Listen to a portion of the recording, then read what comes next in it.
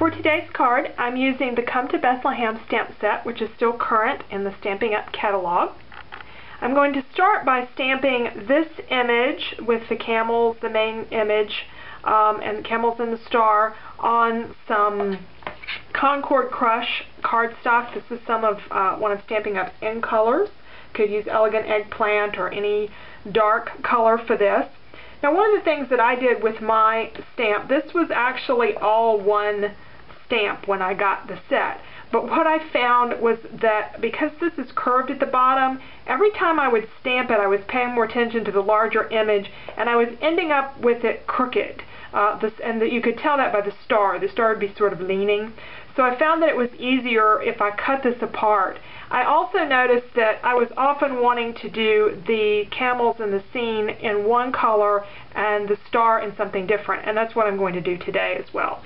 So I'm going to mount this stamp on my block, and I'm going to be embossing it, so I'll use the embossing buddy to cover my dark cardstock here, and ink up my image with some Versamark ink.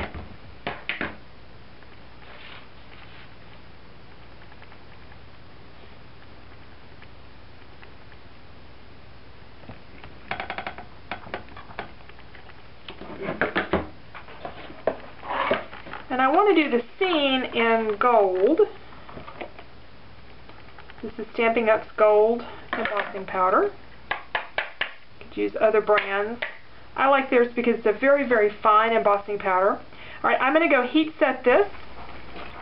Okay, and now that I have the gold embossed, I'm going to stamp the star, also in Versamark ink.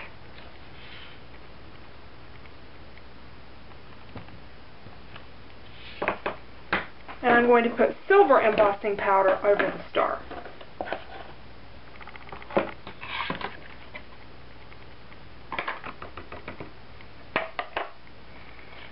A little bit extra there. Fingernail or paintbrush will take that off. Okay. Now I'll heat set that. Okay, and I have both of these images heat set, so now I'm going to cut this bottom edge. And I just use the line of the stamp to guide my cut.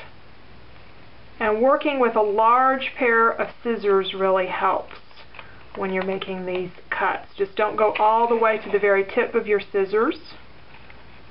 Go ahead and move them to finish making the cut. Okay. Okay. I'm going to glue some Concord Crush designer paper across the top of this.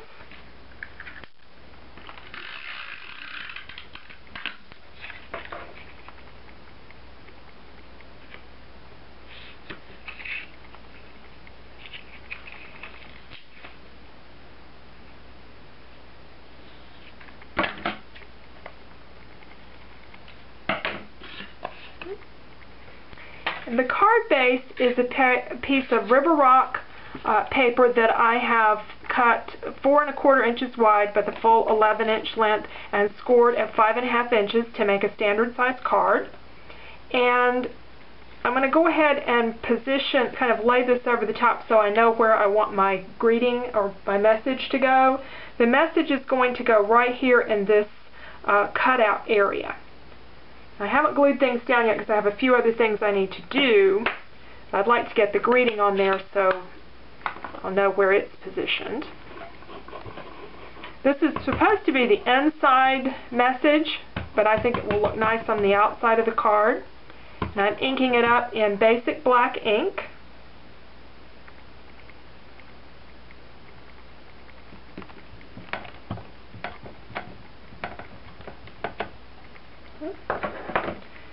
Right.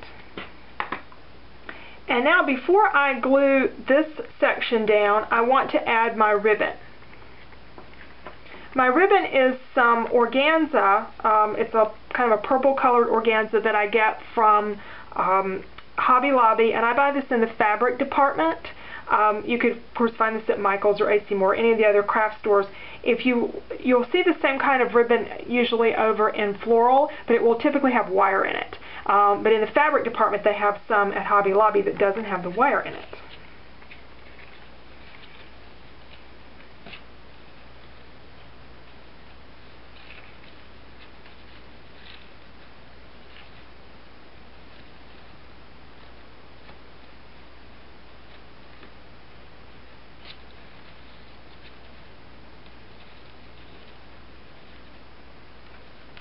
Just tying it in a simple knot.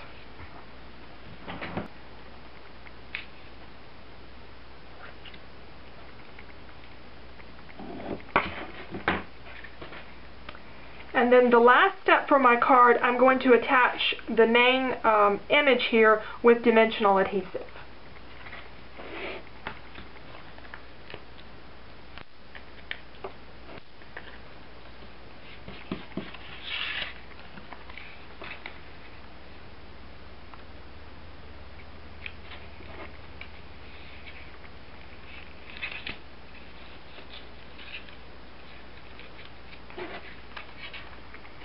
And that's it. It's a very simple card.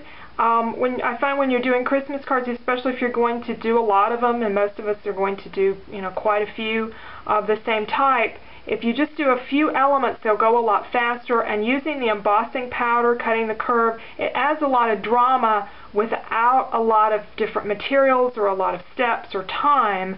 And it's a pretty inexpensive card. 2 papers, a little bit of designer paper, and some very inexpensive ribbon, and you have your Christmas cards. So thank you for joining me today. Please check out my blog for more details.